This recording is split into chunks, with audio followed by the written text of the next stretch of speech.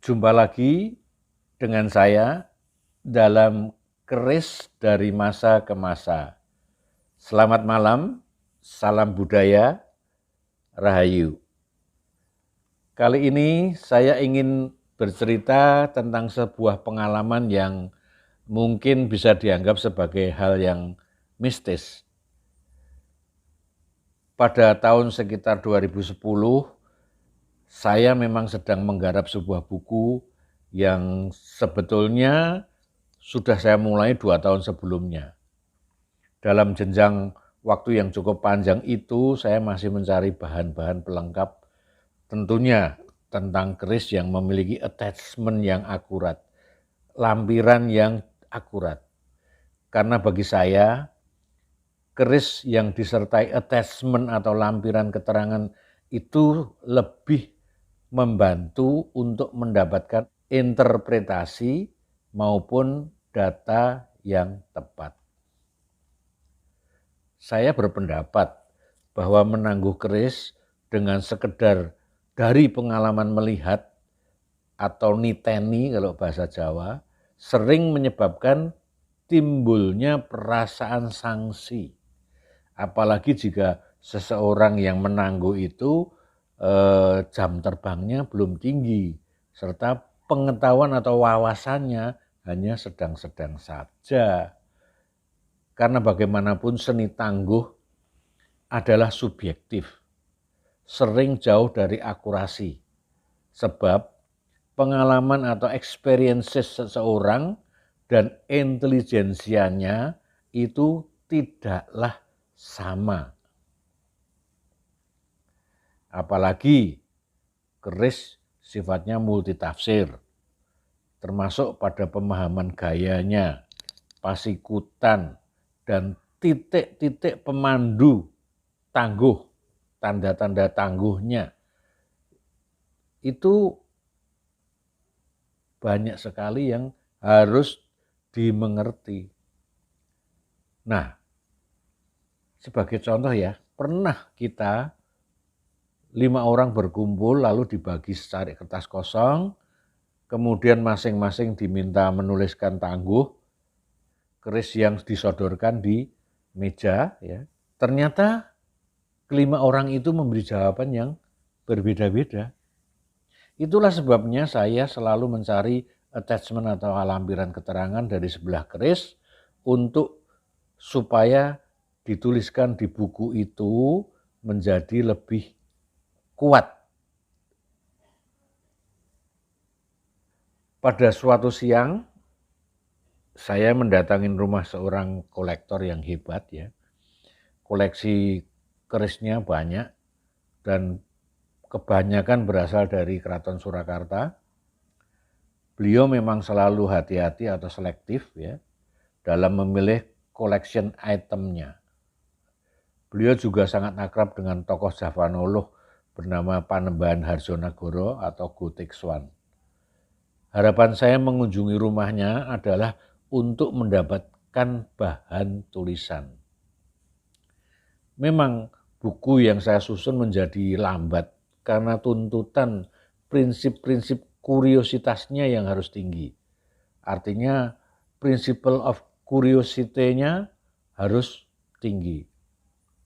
Di depan gerbang rumah itu saya memasukin halaman. Rumah itu luas, besar, dan sepi karena memang penghuninya sedikit. Sangat mengejutkan. Tiba-tiba di kepala saya terasa berdengung dan ada suara bisikan lirik. Suwung. Saya berdiri ngungun, terpikir, apakah rumah ini sedang suwung? Suwung dalam bahasa Jawa artinya sedang kosong. Padahal saya sudah membuat janji, artinya kita sudah janjian untuk ketemu. Suwung menjadi perenungan saya sejenak. Lalu saya langkah lanjut masuk ke beranda, tampak ada seorang pembantu yang kemudian melihat saya, mempersilahkan masuk. Dan pembantu itu berkata, "Sudah ditunggu Pak," katanya.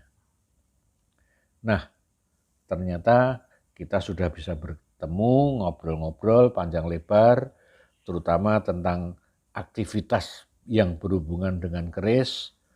Kemudian juga ngobrol membicarakan beberapa keris-keris yang ditaruh di meja. Ada 3 bilah, semua merupakan keris-keris top class. Ada Singobarong dengan sogokan Sinebo, buatan Bukinom, dan ada beberapa lagi keris HB. Kemudian saya iseng mencoba menanyakan kepada beliau ya, adakah keris yang paling disenangi dan paling terasa dari sisi pandang tuah? Dan bila perlu yang memiliki misteri-misteri aneh. Lalu beliau tersenyum. Kemudian beliau berdiri, keris-keris di meja dibawa, kemudian masuk sambil berkata, ada satu keris yang saya sukai dan saya merasakan suatu perubahan besar setelah mendapatkan keris itu, setelah memiliki keris itu.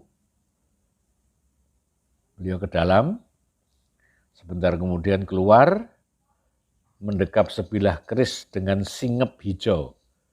Saya dipersilahkan membuka singep, kemudian menghunus keris itu. Kemudian saya buka dan saya hunus, dalam hati saya, keris Pajajaran TUS, artinya 100% tangguh Pajajaran.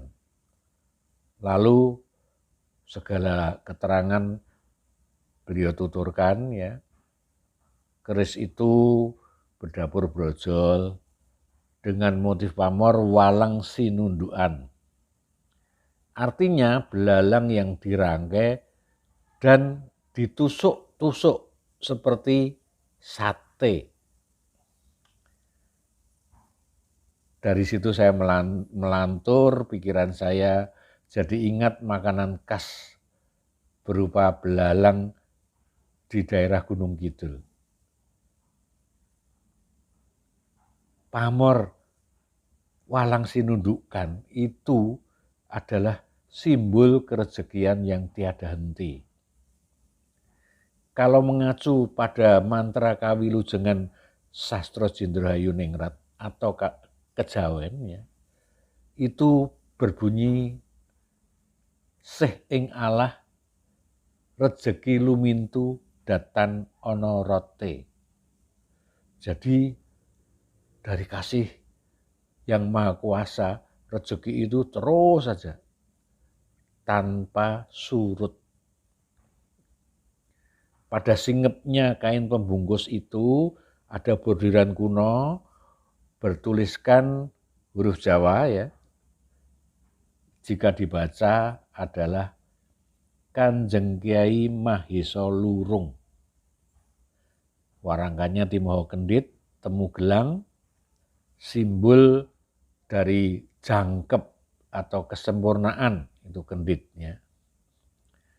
Dengan pendok emas, selut emas, berlian, dan hulu kerisnya kayu tayuman. Lalu beliau berkata bahwa sebetulnya dalam kekancingan yang tidak dia bawa keluar karena tersimpan, disebutkan bahwa ini karya Empu Kuwung. Seperti pada pembicaraan saya pada awal tadi, kata suwung akhirnya menjadi terjawab. Dan yang benar itu adalah kata kuwung.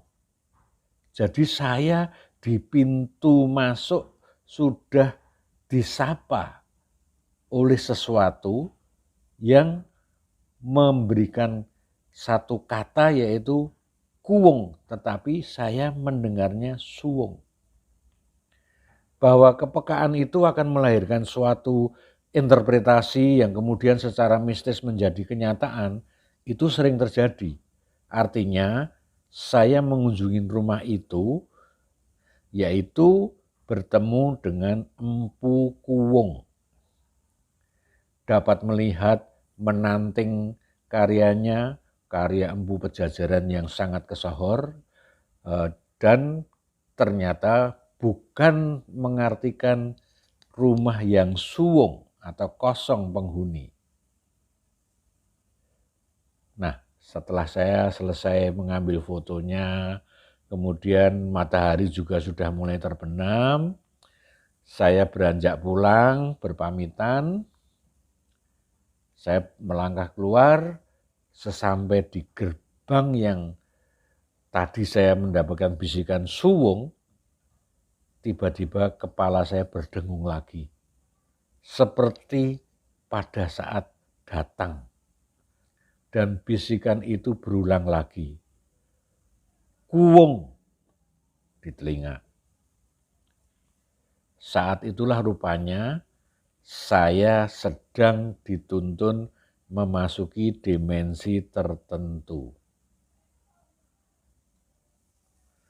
Jadi, sobat-sobat pecinta budaya, pengalaman mistik ini adalah senyatanya saya alami. Maka mudah-mudahan video ini bisa dimengerti dan bermanfaat sebagai satu tuntunan jika sobat-sobat budaya mengalami sesuatu yang hampir sama dengan ini. Karena ini adalah tuntunan penghayatan untuk mencapai kasampurnan. Sampai jumpa lagi di video selanjutnya. Saya Tony Yunus. Salam budaya, Rahayu.